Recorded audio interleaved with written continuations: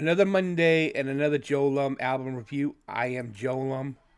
It's been 3 weeks since I covered a Kiss album, which was Creatures of the Night. Today, I review the band's follow-up album, Lick It Up. Please check out my album review playlist. The link is in the description box below. And, of course, on the upper corner of your screen every time the video starts. Don't forget to subscribe to my channel, smash the like button, and click on the notification bell. When you see a new video, you can just check it out yourself. Lick It Up is Kiss's 11th studio album, released in 1983.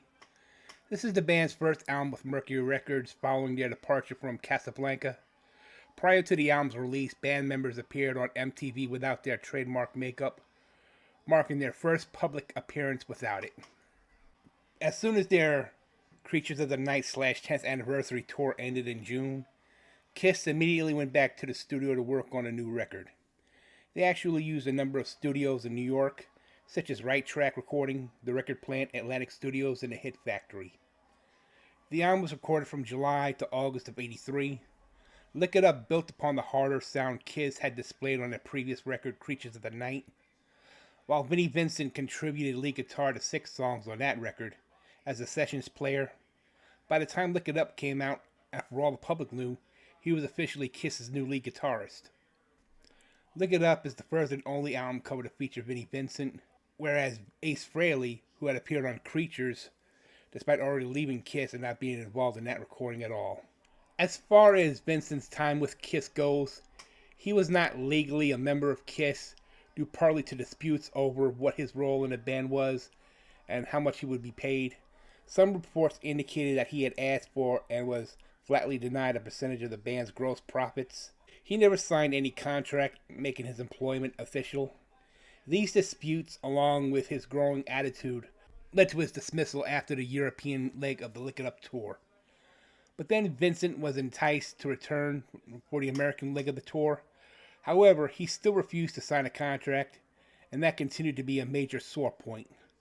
The major rift between him, Gene Simmons, Paul Stanley, and Eric Carr was over his guitar solos. He was supposed to go between 5 and 8 minutes.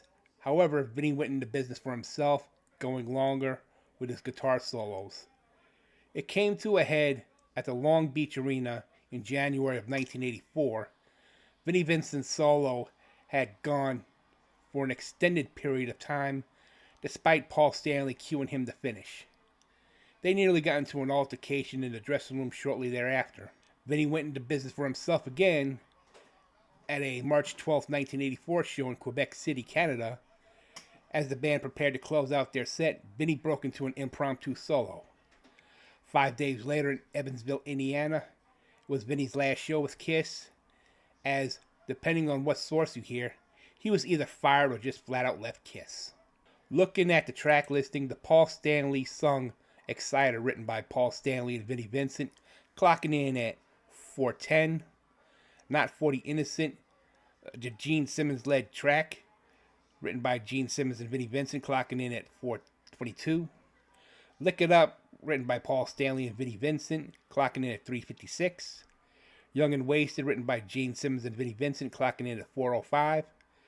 Gimme More, written by Paul Stanley and Vinnie Vincent, clocking in at 3:43. The Paul Stanley led sung track All Hell's Breaking Loose, written by all 4 members of Kiss at that time, clocks in at 4:34. A Million to One, written by Paul Stanley and Vinnie Vincent, clocking in at 4:17. Fits Like a Glove, written by Gene Simmons, clocks in at 4:04. Dance All Over Your Face, also written by Simmons, clocks in at 4:16. And On the Eighth Day, written by Gene and Vinnie Vincent, clocking in at 4:02. Lick It Up was released on September 22nd, 1983. The album marked a turnaround from the band's fledgling fortunes of the previous several years, and successfully introduced them to a new generation of fans, as well as marking the beginning of the Unmasked era that would last until 1996. Lick It Up reached number 7 on the UK charts, while it peaked in the top 25 in the US, going gold on December 22nd, 1983, 2 days before I turned 6 years old, believe it or not, and would reach platinum status on December 19th, 1990, 5 days before I turned 13. The music video for All Hell's Breaking Loose was nominated for Best Cinematography at the 1984 Video Music Awards from MTV, and the title track, Lick It Up, has been a staple of the band's live performances. Due to its popularity among fans, Kiss performed the song over 1,500 times, and as of this recording, making it one of the group's top 10 most played pieces.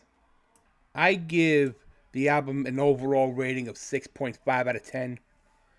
Like Creatures of the Night, Lick It Up was a step in the right direction. I enjoyed the title track and All Hell's Breaking Loose, but I also enjoyed listening to the underrated Gene Simmons lead tracks like Fits Like a Glove and Young and Wasted. This has been JoeLumb's album review for this Monday.